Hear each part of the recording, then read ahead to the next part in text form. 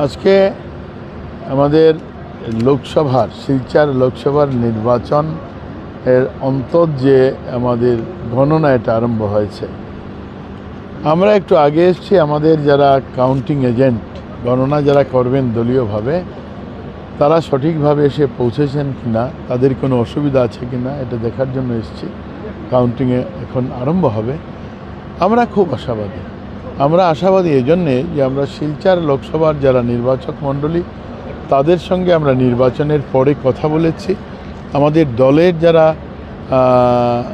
কর্মীরা আছেন তাদের সঙ্গে কথা বলেছি, বলে আমাদের একটা ধারণা হয়েছে যে শিলচর লোকসভা কেন্দ্রের পরম শ্রদ্ধার নির্বাচক মণ্ডলী ভারতীয় জনতা পার্টিকে প্রচণ্ডভাবে আশীর্বাদ দিয়েছেন।